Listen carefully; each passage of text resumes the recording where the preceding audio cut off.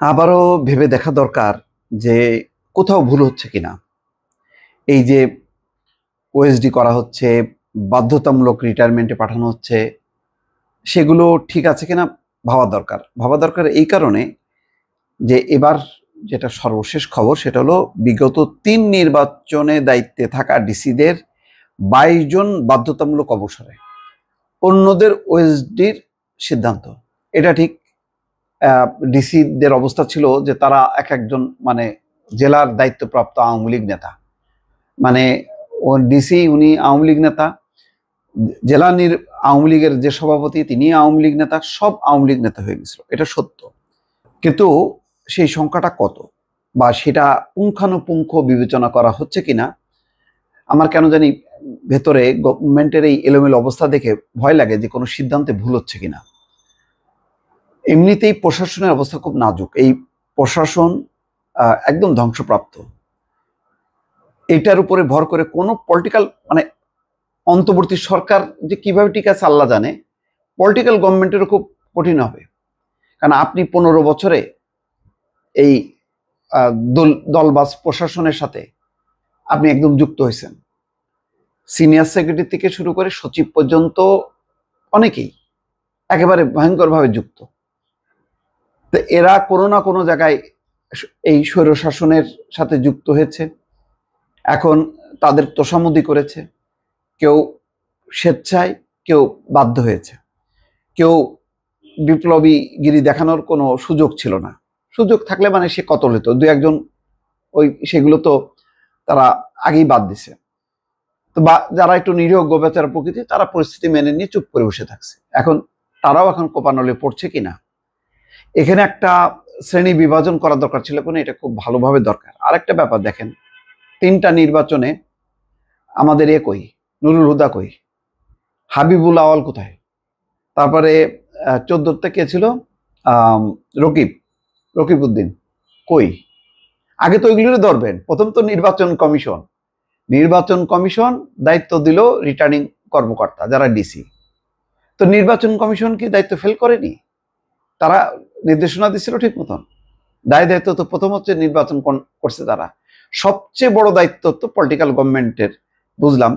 তারপরে যারা বাস্তবায়ন লেভেলে ছিল, নির্বাচন কমিশন থেকে শুরু করে প্রশাসন। আচ্ছা, প্রশাসনকে আপনি ধরলেন, ওই জেলার এসপিগুলি কোথায়, ওসিগুলি কোথায়?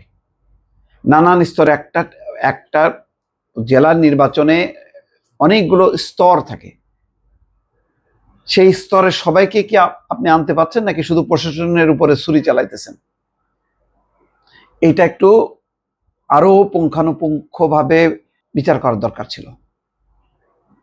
কারণ এমনি শুনতে ভাল লাগছে যে 3টা জালিয়াতি নির্বাচনের যারা দায়িত্ব পাইছিল, সেই ডিসিরা যারা রিটার্নিং কর্মকর্তা ছিল, এদের একটা পানিশমেন্ট হওয়ার দরকার ছিল।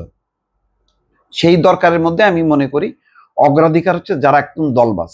কেউ কেউ ছিল ডিসি, একেবারে চট্টগ্রামের এক ডিসির নাম ভুলে গেলাম, ওরে বাবা, সে মানে রীতিমতো মীমাংসা, মানে দলের বিরোধ মেটানোর দায়িত্ব নিছে, এরকম পর্যায়ে ছিল।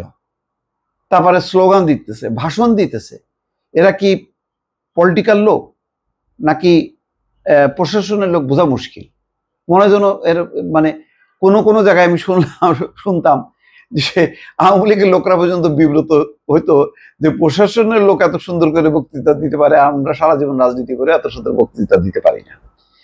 তো এইগুলির আসলে অবসান হওয়া দরকার। কিন্তু এখন এই অবসান করতে গেলে, এখন লোম বাঁচতে গেলে তো কম্বলই থাকে না, তা আপনি চলবেন কেমনে? এটা হলো আমার প্রশ্ন। যাই হোক, এখন সিদ্ধান্তটা হলো এই 14, 18, 24 সালের দায়িত্বে থাকা সাবেক জেলা প্রশাসকদের মধ্যে যাদের চাকরির বয়স 25 বছর হয়েছে তাদের বাধ্যতামূলক অবসর দেওয়ার সিদ্ধান্ত নিয়েছে সরকার, এবং বাকিদের বিশেষ ভারপ্রাপ্ত কর্মকর্তা করার সিদ্ধান্ত নেওয়া হয়েছে। তাদের মধ্যে চাকরির বয়স ইতিমধ্যে 25 বছর হওয়া 22 জন সাবেক ডিসিকে আজ বৃহস্পতিবার বাধ্যতামূলক অবসরে পাঠানো হয়েছে। এটা আরেকটু দরকার ছিল ওয়েট করে পলিটিক্যাল গভর্নমেন্টের জন্য, তারা একটু যাচাই বাছাই করে দেখতো যেখানে আসলে ডিভিশন। যাক, যদি ভালো মতন তদন্ত করে আমার কোনো আপত্তি নেই। কারণ এটা আসলে এই 3টা নির্বাচন একটা মহা অন্যায় আমাদের এই দেশে, মানে এইরকম ন্যাক্কারজনক, মানে তত্ত্বাবধায়ক সরকার ব্যবস্থাকে কবর দেওয়ার পরে যেই নির্বাচন শেখ হাসিনা উপরে দিছে, এইটা আসলে ওই গণহত্যা যদি নাও করতো এই শেখ হাসিনা এবং আওয়ামী লীগ, এই নির্বাচন ব্যবস্থা ধ্বংসের জন্য এদের ফাঁসি হওয়ার দরকার ছিল। সচিবালয় সাংবাদিকদের জানান, প্রশাসনের জ্যেষ্ঠ সচিব মোহাম্মদ মোখলেসুর রহমান এর আগে গত বুধবার বিভিন্ন মন্ত্রণালয় বিভাগ দপ্তরে কর্মরত যুগ্ম সচিব ও সমপর্যায়ের পদে থাকা প্রশাসনের 33 কর্মকর্তাকে ওএসডি করা হয়েছে। 2018 সালে অনুষ্ঠিত বিতর্কিত নির্বাচনে রিটার্নিং কর্মকর্তা ও জেলা প্রশাসকের দায়িত্ব পালন করেছিলেন তারা।